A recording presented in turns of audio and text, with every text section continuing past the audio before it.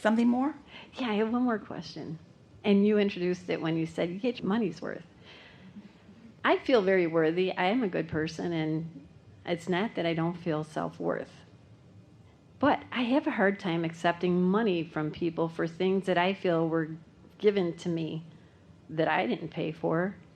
I know I'm the one being resistant. Okay, so there's so much to talk about relative to this.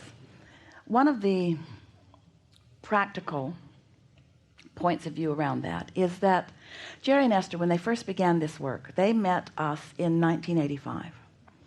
And Esther made Jerry promise that he wouldn't tell anyone because she just thought it was weird. And he kept his promise for a short while. And then things sort of got out of hand. And so they sat with us, Jerry asking the questions, wanting to know what to do about that. Because, first of all, there's a lot involved in moving from place to place and getting things the way you want them. But also, they wanted to know what was an appropriate amount to ask for.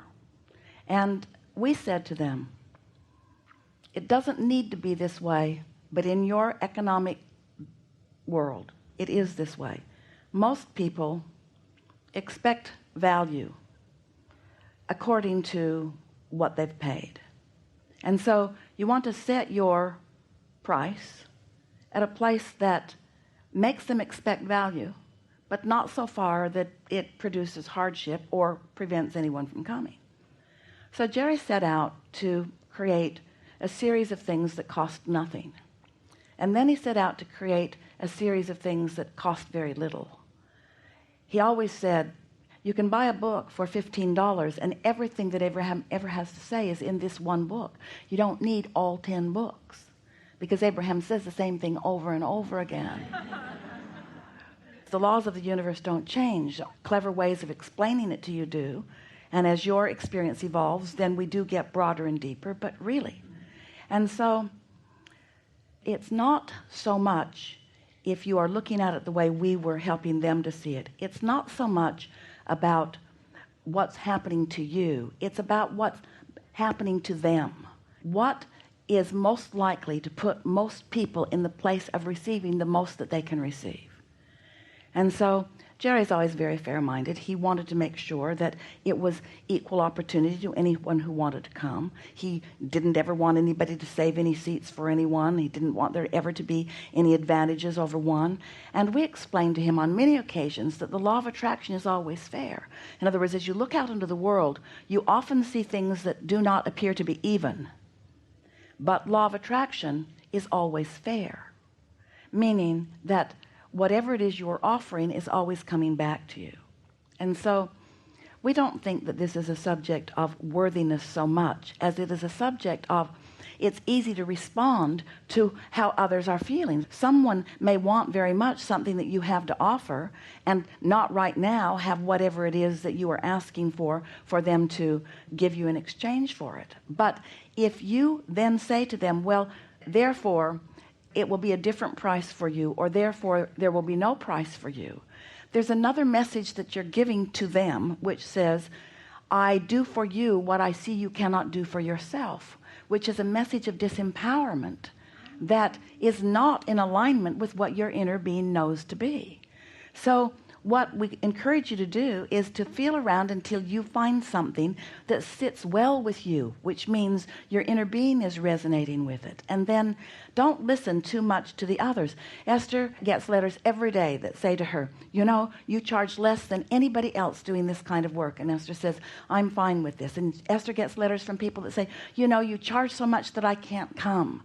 There are so many people that have so many opinions about each and everything that you will ever do, that if you get yourself all twirled up in trying to be the path of least resistance for them, right, then you'll get your eye off your ball and you will forget who you are, and then you'll have stress in your vibration and your point of attraction will be negatively impacted. And so Oh, I get that. We're It's so totally. teasing yesterday. We said we think you should call Facebook Nosebook because you've become a world that sort of has your nose in what's going on with everyone, and it doesn't serve you unless you're really solid in your alignment, because it's really easy to let whatever it is that you're giving your attention to be the reason that you are offering the vibration that you're offering, and then your point of attraction is affected by default. Helpful? Wonderful. Can I tell you one fast story? Okay, so I didn't have the money to come here. Really? Nope, no kidding. And you came onto my phone. I listened to a meditation. You popped on my phone. I was like, oh, Abraham, someone gave me your CD years ago, probably right after you first started, and said, you might be interested in this. And I listened. If it was right after we first started, Yeah, it was a like cassette. On a CD. Oh, yeah, and it might have been a cassette, actually. It could have been a cassette. And they said, you might really enjoy this, you know. Well, I listened in the attraction thing, and I lost it. Okay.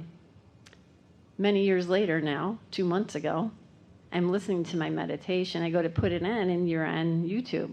And I'm like, oh, there's that Abraham. So I started to listen. Do you know that you could have sat in a day on YouTube and received more information than you will ever receive in a day like this, and it will cost you nothing? Yes, and you know that you spoke to every issue. I'm telling you, like, what I'm saying is that you came to me. What you're saying is, I was in a vibrational place where I attracted to you exactly what I was asking for, because I was in a state of non-resistance, and so it happened instantaneously. And then I showed up in a room with hundreds of people, and first crack out of the box, I was called forward for the same reason. Yes. Ian, the money thing.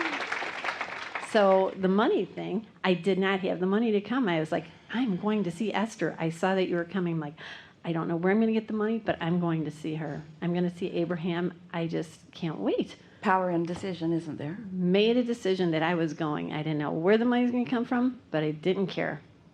I'm telling my cousins about, we were on a walk on a path, and I'm telling her about Abraham and low vibration, high vibration. I'm explaining some of the things that I learned.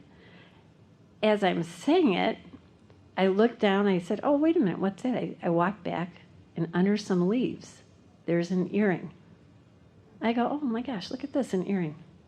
So I started to scrape it, and I go, wow, that looks like it could be a diamond. And she looked at it, and she goes, oh, it's probably a CZ, you know. I said, yeah, but wouldn't that be funny that if this was a diamond, this would be a demonstration of exactly what I'm telling you?